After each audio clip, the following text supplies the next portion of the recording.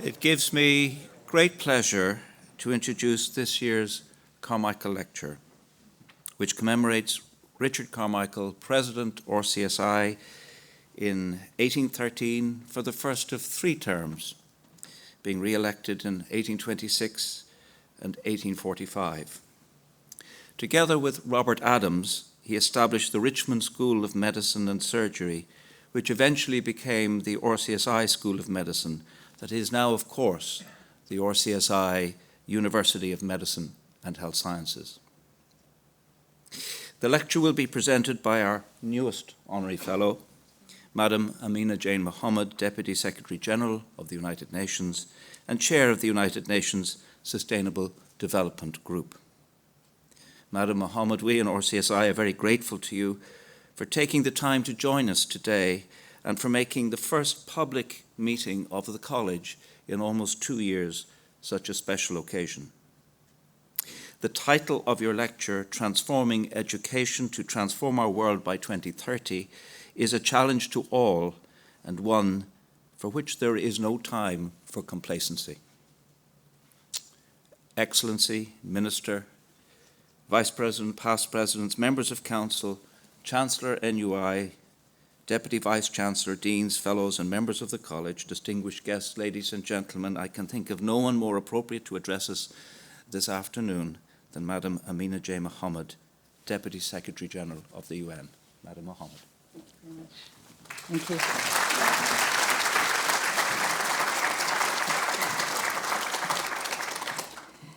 Thank you so very much. I really very much appreciate everyone here today and the honor that has been bestowed upon me, really humbled. Mr. President, distinguished guests, dear students, ladies and gentlemen, and a few friends in the audience, thank you again. It's a pleasure to be back in Ireland and a real privilege to deliver this year's Carmichael Lecture. As a surgeon, an educationalist, and a reformer, a philanthropist, Richard Carmichael clearly made an incredible contribution to Irish life.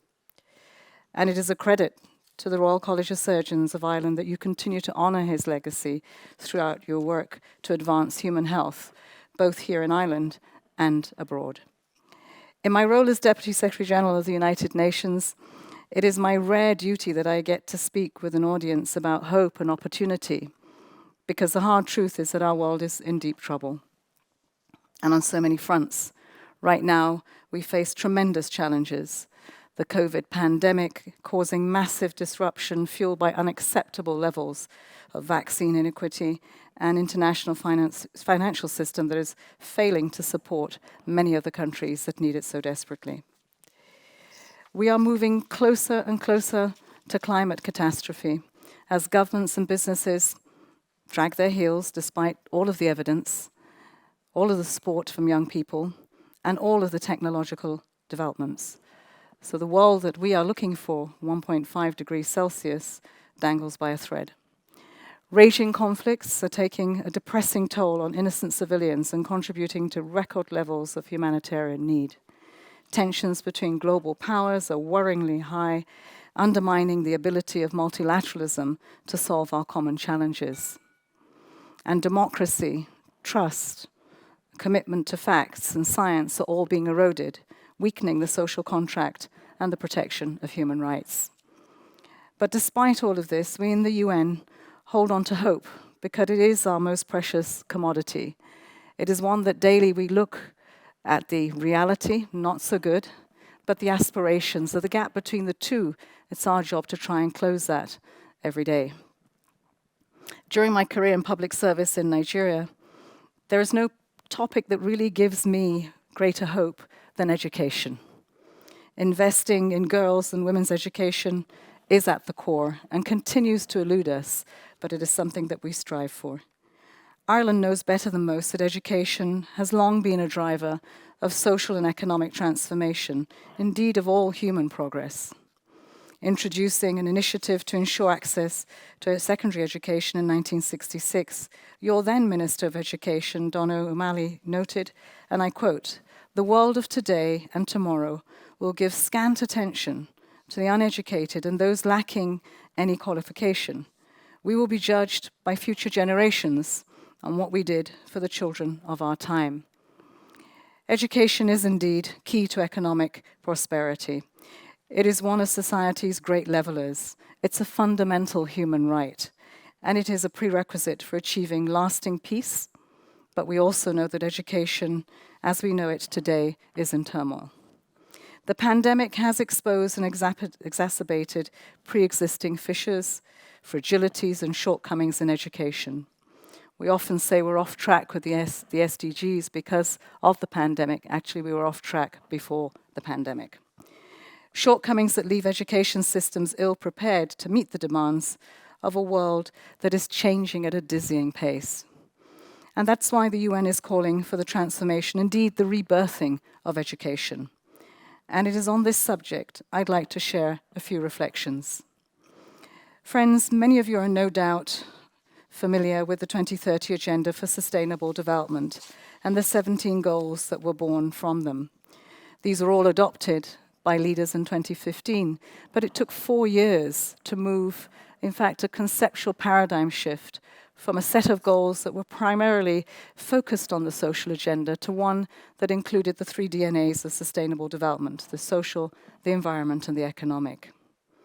Today, I'd like to pay tribute to the crucial role that the Irish ambassador to the United Nations at that time played in shaping this landmark agreement. And so, thank you, David O'Donoghue. The greatest strength of the 2030 Agenda is that it aligns the entire world around shared goals to eradicate poverty and hunger, but also to protect our planet and to leave no one behind. SDG 4, the education goal, is pivotal to this agenda and calls for ensuring access for all to quality and equitable education with lifelong learning opportunities. So it doesn't stop at any one time, it goes through the whole of our life cycle.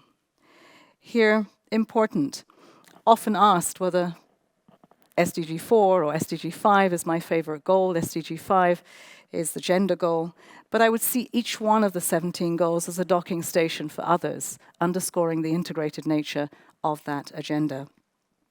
The SDGs also recognize the full cycle of education, the importance of supporting research and knowledge, and have important implications for higher education.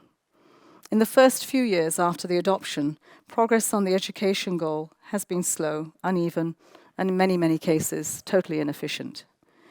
Unfinished business of the MDGs is still something that we grapple with, children that go through an education but come out without one. But since the onset of the pandemic, education systems globally have suffered the greatest shock in recent history. At its peak, the education of 1.6 billion students globally was disrupted. Today, almost a quarter of the global student population remains affected by school closures, worse in our developing countries. On average, schools have been closed for 20 weeks, but this has climbed to 60 and even 80 weeks in some countries, more than a full school year. School closures not only disrupted learning, they also exacerbated the inequalities. Nearly 370 million children in 150 countries missed out on school meals.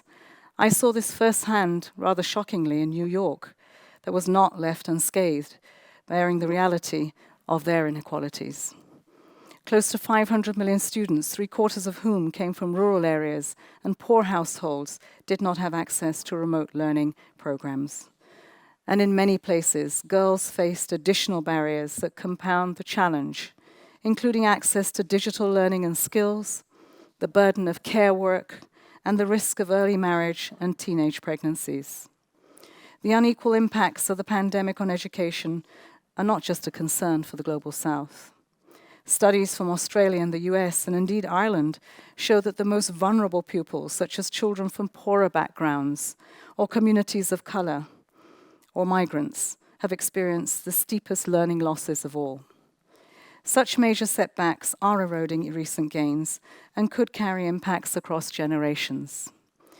UNESCO, our education institution, estimates that 24 million students could drop out of the school system entirely, in addition to more than 250 million, 250 million, who were out of school before the pandemic. And a recent UNICEF World Bank report estimates that the pandemic could cost this generation of students close to $17 trillion in lifetime earnings.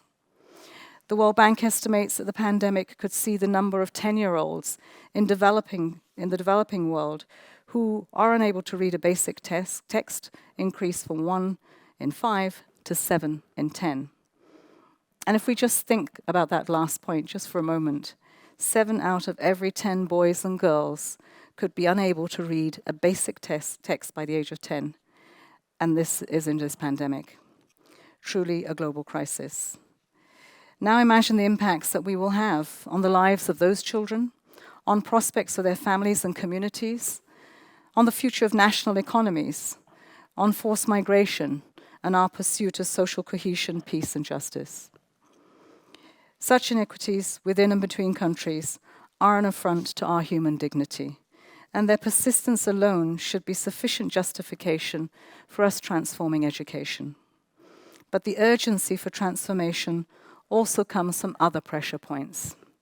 We know that we are on an even tighter timeline for addressing climate change than we thought even 6 years ago in 2015, with the world having already warmed by 1.2 degrees. I travel from this meeting to Ethiopia, and I will go to Somalia, and in Somalia, they're reaching temperatures of 50 degrees centigrade. That is hell on earth. Similarly, the digital transformation of our societies is having a profound effect on the future of work, and challenges raised by algorithms and artificial intelligence run deeper than we had anticipated. Furthermore, the challenge of ensuring democratic participation and social cohesion is becoming more acute, with polarization and inequalities everywhere threatening our future, leaving our youth in a place of great uncertainty. Each of these trends pose profound questions for the conventional education systems. They challenge, in particular, their ability to prepare learners for the digital, green, and just transitions that we are now urgently needed, and to impart on learners the values that can help advance our world towards greater peace, justice, equality, and sustainability. This was among the central findings of a report that was recently given by UNESCO's International Commission on the Futures of Education, on the Future of Education last November. And this was chaired by President Saleh Wok of Ethiopia. The report serves as a clarion call for transforming education and provides an inspiring framework for doing so, centered on 3 simple propositions. The first, why we must reevaluate what we learn. In place of a narrow focus on education for national citizenship or to support economic growth, we need education to build personal and collective capacities for transformation and for growth. This goes to the heart of strengthening the social fabric that is at the core of our social contract. Second, reevaluating why we learn forces us to rethink what we learn. In too many schools, subject area knowledge parceled out to students without a framework that connects it with real-world problems and the context in which learners exist. Instead, curricula and learning outcomes need to focus on the ecological, the intercultural, and the interdisciplinary learning. This includes the knowledge and skills that are needed to support sustainable livelihoods and development, to advance gender equality, counter violence against women, and strengthen peace. Knowledge and skills to appreciate and respect cultural diversity, to see it as a strength and not as a weakness, to counter hate speech, to decode false narratives and reject all forms of racism, anti-Semitism, and discrimination that has spiraled during the pandemic. Third, transforming education means reimagining how we learn, and we need only to look at the experience of the pandemic to understand what this means. It is abundantly clear, for instance, that education is and must remain a public societal endeavor, and that we must preserve schools, whatever space that may take, as places where people come together to learn from one another and with others. It is clear that personal relationships between and among teachers and students are vital to learning and must be given greater value within any effective education system. Transforming education will demand a great deal of our teachers, and they will need investment. It is also clear that schools cannot be looked at in isolation. We say it takes a village to raise a child, And the same is very much true of education, where teachers, carers, families, civil society, business, religious institutions, and communities each have an important role to play. And lastly, it's clear that while teaching and learning are among our most human interactions and cannot be fully automated or programmed, technology does have the potential to transform the future of learning for good. In fact, the future of the job market. I learned recently from my children that nomadic, as they were becoming nomadic in their jobs, I was asking to them, what does that mean? And each and every one of them said, well, we can work from anywhere. And that has been proven over and over again in the pandemic. We've seen in the health sector that when stewarded, technology can bring incredible progress, whether in diagnostics, surgical procedures, or indeed vaccine development. Progress that translates into lives saved and more efficient services. I saw this firsthand in my country, Nigeria, when our community health extension workers were able to take the malaria diagnostic kits to the people, areas that people would never have been able to come to the primary health care centres. This not only saved lives, but it also allowed us to save the resources needed for many other diseases that we were challenged with. That, for us, was a really big step that technology took us through. I believe we're only at the beginning of the technological transformation of education, and there will be many, many bumps on the road. But when systems are strengthened, guardrails are put in place, and teachers are skilled and well supported, I believe we will see technology become a key enabler for narrow educational divides, to support reskilling, to ensure students are prepared to navigate an increasingly digital world. The essential steps to transform education require political support and leadership. And while we think that that is in abundance, we've seen clearly these days that where there are leaders, there is not much power, and where there's power, leadership is failing. Adequate domestic investment in education will be essential as it is in health and social protection. We cannot just add on for education and health basic human rights. And this must be considered by governments in terms of using resources better to prioritize basic services and a right for all humans. And it calls increasingly for a more intersectoral approach and for strengthened collaborations across our ministries, among government and key stakeholders, and a better understanding of parliamentarians in the several committees in which they appropriate these resources, the importance of that intersectoral interaction, and the investments that must be made to enforce that. Additional international financing for education has a key role to play, especially in refugee, conflict, and other emergency contexts. But let me say here, it's not a replacement for the domestic resources that need to be grown in order to satisfy these very basic needs. This also applies to the day after the guns have been silenced, when reintegration requires resource flows to keep the gains of peace. Often we exit conflicts and crises, humanitarian crises, into sustainable development without any resources to sustain the peace. We lose the gains. But transforming education is not just about governments and the revenues. It's also about individual, public ownership, and responsibility. Each and every one of us must engage in our own process of reflection on what we see for the future of education.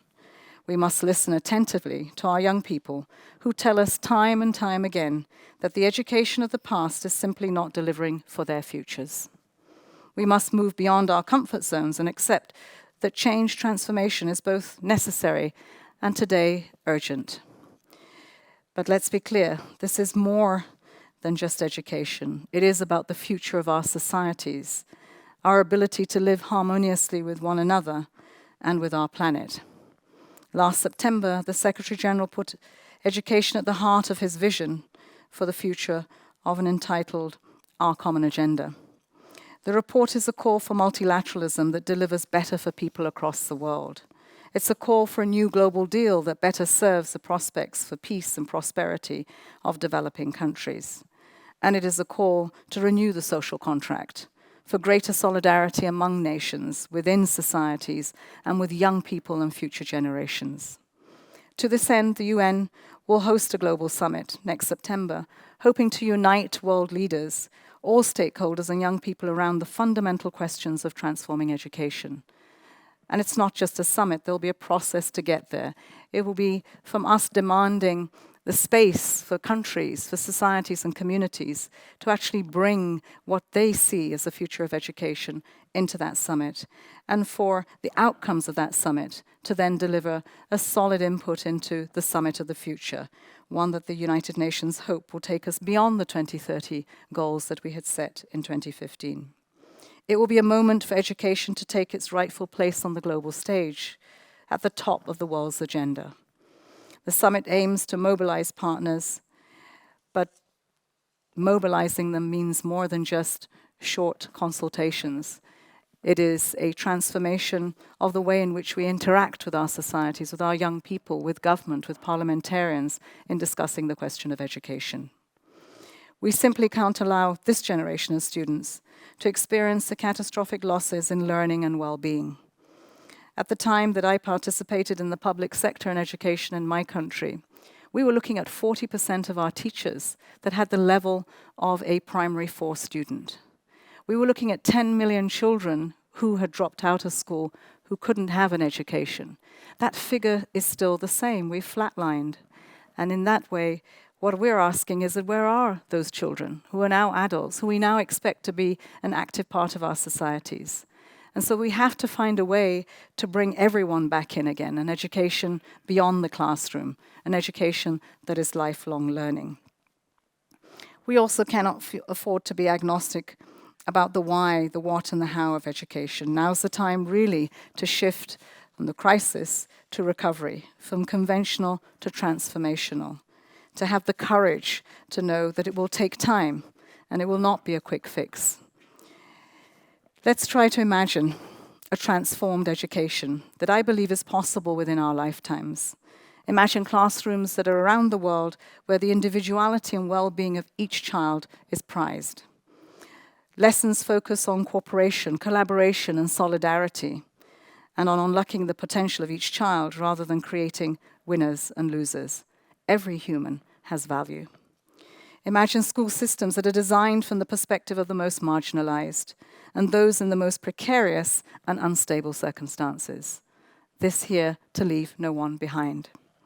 Imagine a situation where Malala in Pakistan has access to the same learning opportunities as Neve in Ireland or Jeff in the United States.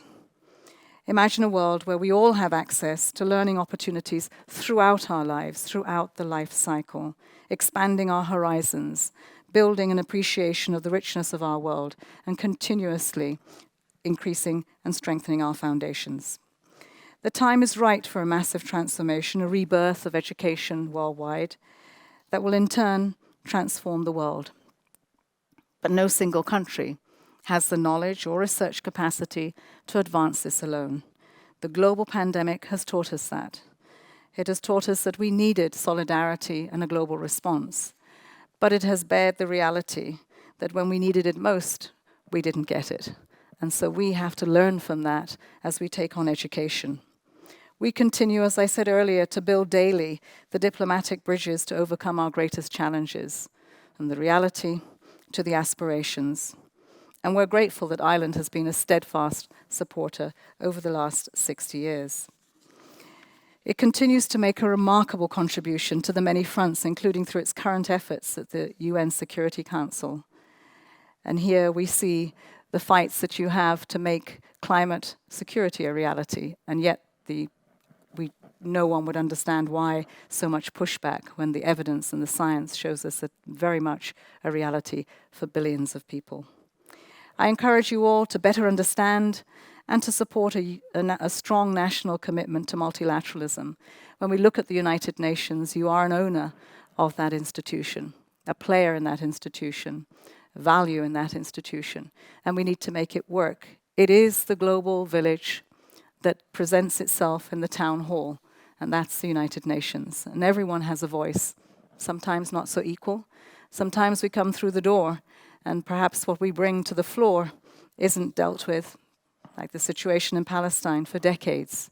But sometimes we do find resolutions. It is a hope that commodity that I spoke to you about that is so important for us to continue to nurture.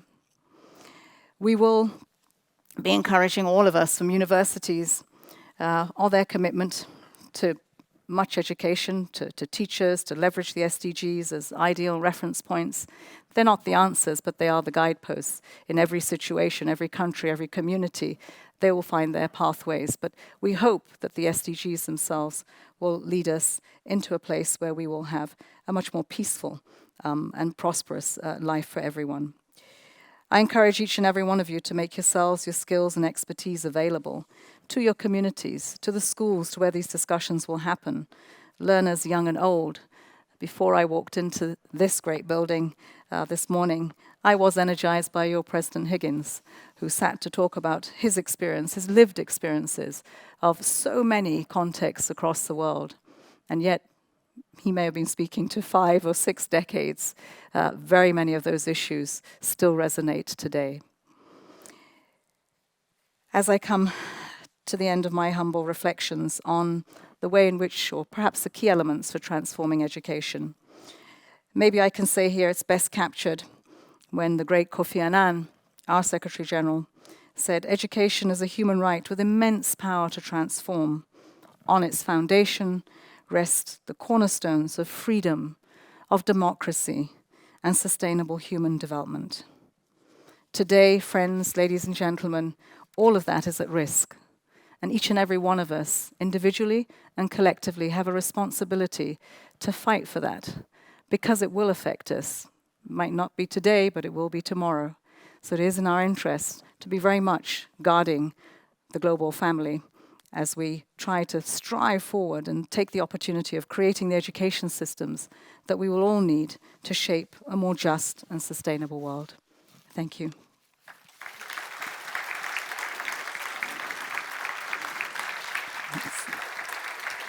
Thank you. Thank you so much. Welcome. Very good. You're supposed to do this. Oh, sorry. I thought I was being told to put my mask back on. See, so the age, you know. It's like this. Thank you. Thank you. I think, ladies and gentlemen, we have had an inspiring lecture, and we are in the presence of someone who really can lead us and show us a difference. I think nobody here will forget your lecture this evening or this afternoon. You have very kindly agreed to do a very short, knowing your tight schedule, question and answer. And I'm going to ask Dr. Deborah Stanstreet, who is head of our Department of Public Health and Epidemiology, who's going to coordinate this. Debbie, thank you. Well, Madam Amina Mohammed, it is such an honour for me to be able to sit with you today and talk to you, and not least because both of us have our roots in Liverpool, best city in the world. After Nigeria, the greatest football club. And the best band in the world. Absolutely. As well. And believe it or not, we were both educated in the Isle of Man. Oh, were we? Oh, my goodness. At the same time. We may have even played netball together. I don't know. I was a sprinter with no shoes. Oh. And it's wonderful to be here now with you again. Thank you. But it's clear that we've both had a very different journey during that time. And I think it would be really interesting to hear a little bit from you about the obstacles that you've faced, because you have been incredibly successful in a global field that has been very male-dominated. And I think some of the young people here, particularly the women, would love to hear about the obstacles that you faced and how you overcame those. Well, okay, never really thought about it because we just got on with it. But you're absolutely right. I mean, now that I look back, there were very many. I mean, I grew up in a household of 5 girls, so we didn't know what it was to fight your brother, right? We just knew that women ruled and that my father was in the minority. So he would try to sort of, say this is Dr. Inua Mohammed and tribe, it wasn't the fact that they were all girls. But I think, all the way from school, because in school that was also a challenge, to the workplace, it was really keeping very much focused on what the job was and to get it done, and not to focus on what the environment was that I was in that was very challenging. And in many cases in my country in the north, it was very difficult to work as a woman there. I got away with quite a bit because I'm biracial, and so therefore I could use that. I also got away with many things because I didn't see them as adversaries. I just made them into brothers. I mean, everyone was a brother. And that way, I think we learned to create an environment for collaboration, for cooperation. I think perhaps the greatest challenges was not to have your voice heard. So when you were around a table and you had a contribution to make, it was very much dismissed. And if you got rather passionate about it, it was, why are you raising your voice? And, you often said, well, you do it all the time. And it's only when I make a point that it's raised. But I think, success has been so far just because you've been focused on what you need to do and to get the job done, and it's never finished. It still isn't finished, and I think, I never planned this career path. We just looked to build on the environment that we grew up in, which was one of public service. I was lucky enough to be born into independence in Nigeria. And in the early 60s, the 70s, it was all about building our nation. Things have gone a little pear-shaped now, but we still strive. There are more women than we've had in decision-making. Even in our cabinet, more than we have I would say, in roles that are key to the economy.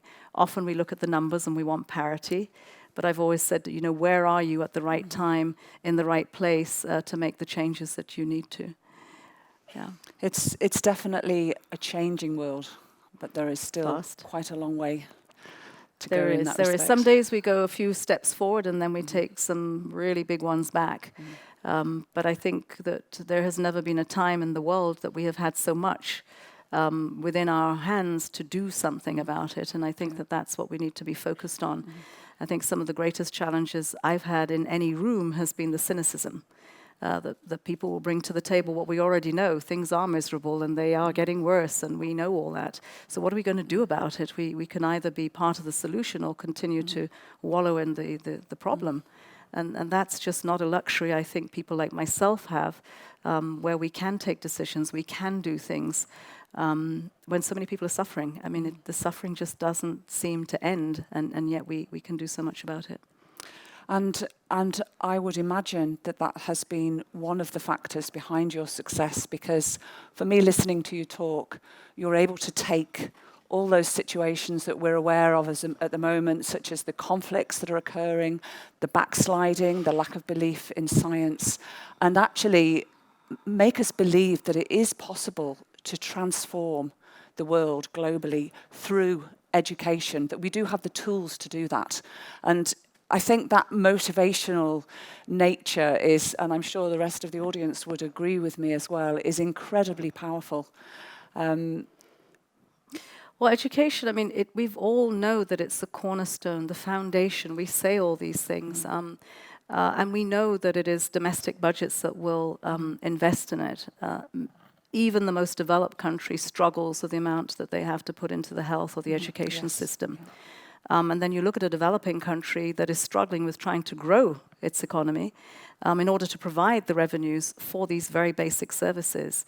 And they're often there with choiceless choices. Now, we can talk about the corruption and the lack of governance, and this is a big part of why we're not getting to where we need to get to, but it's not the whole story.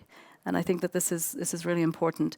The pandemic, for one, I think has provided us with a silver lining in that we can step back and reflect about what it is we really need to transform our societies and our countries. And it's not a cookie cutter, because we're all at different levels of development.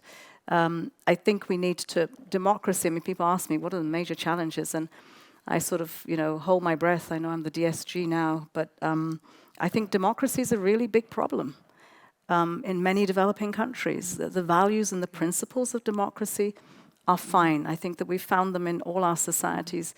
It's the model that we are trying to use in many developing countries, incredibly expensive, very short term, and quite corrupt.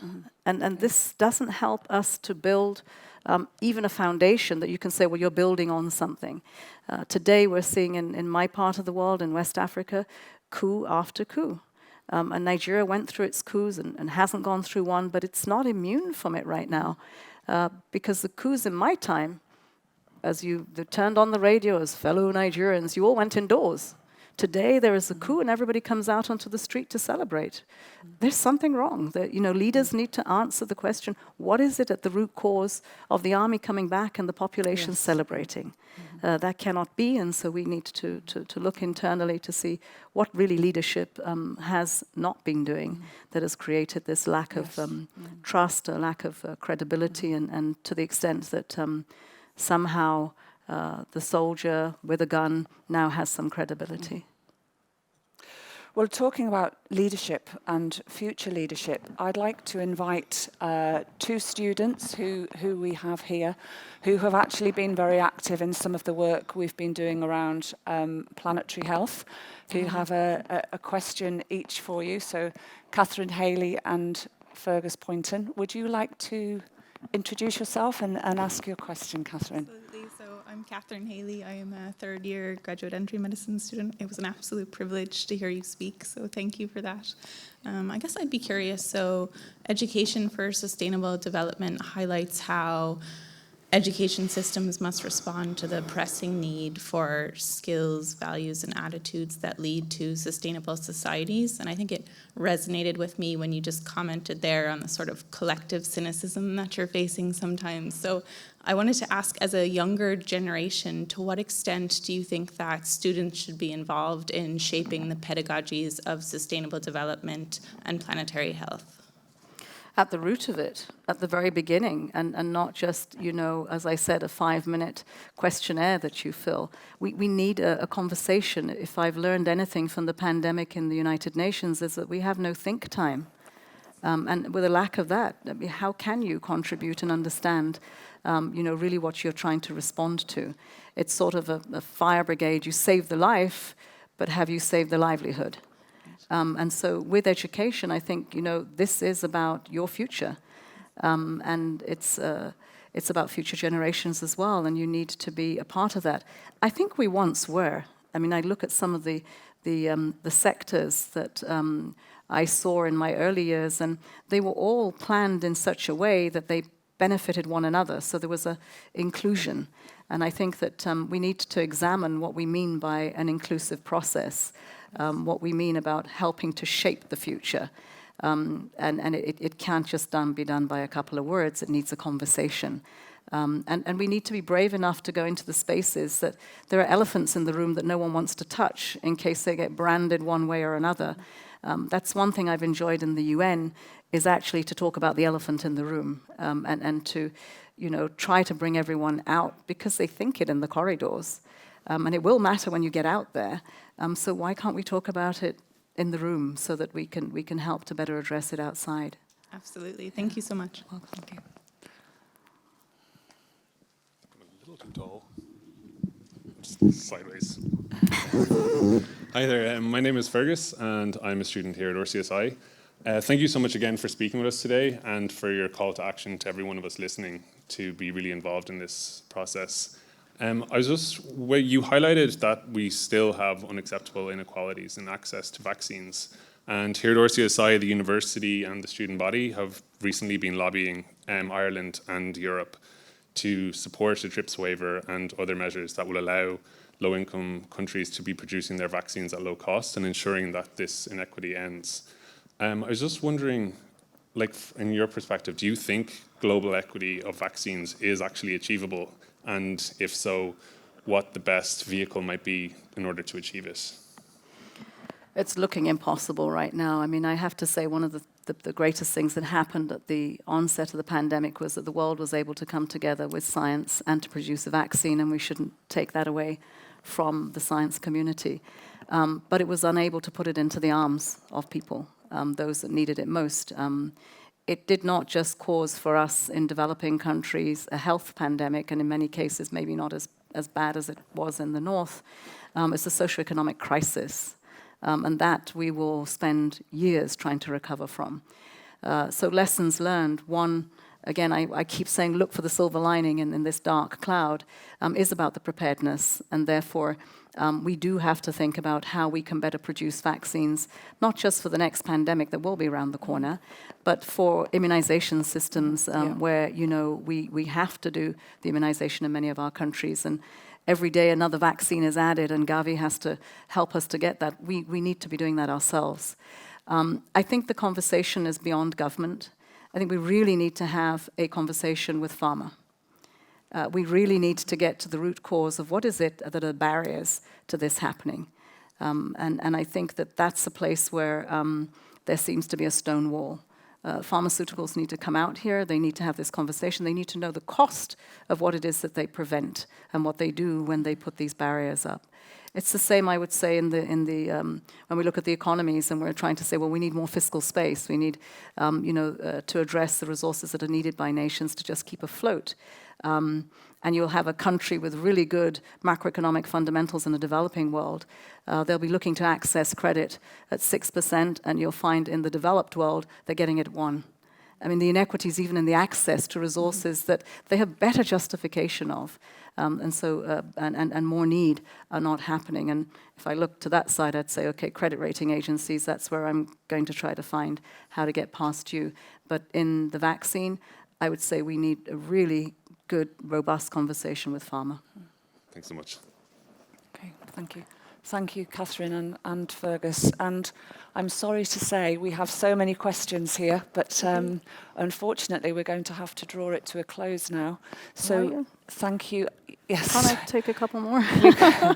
We could have stayed all afternoon, but thank you so much for your wisdom and for spending time to thank you for having me. And normally from the questions, I take homework out. And so I've had 2 questions there that are going to be more work and more vigor in what we have to do. But, I'd just be hopeful and fight for it. It's really important. It won't come on a silver platter. And the world out there, as you well know, is in a really dreadful mess. We cannot say anything other than that. But there's so much hope. And we don't often, in this room, we're all privileged. There are many out there that have no hope. I go to Addis, to an AU summit, and I will struggle with the leaders that I will have the privilege, again, because not everyone can get into the room, to say what I need to say in terms of what they need to do to be more responsive to their people and to the region. But more importantly, I will go to the field. I'll be speaking to people who have spent the last few months doing atrocious things that our humanity should not have to see or bear in 2021 or 2022, to wonder, at what cost peace. And then just around the other corner is climate change, and people who are suffering, minute to minute in 50 degrees Celsius temperatures, and someone's trying to tell me that the science isn't right. Or someone is trying to tell me that, we've got idle funds of 4 or 5 trillion, but I can't access them to try to do an adaptation program for millions of people that will die because someone has crossed a T, dotted an I, and it's costing millions of lives. So hopefully we can bring that into the rooms of those decision makers, and perhaps, leaders who have power will use it for people, for the planet.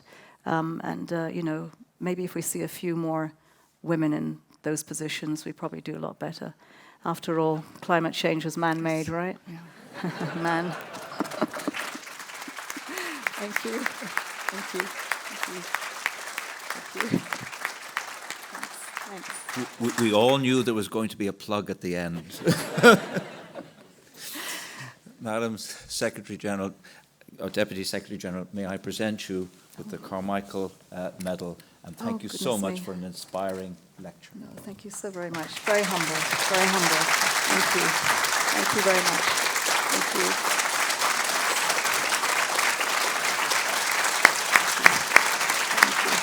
Thank you. Thank you so much. Thank you. It's really nice.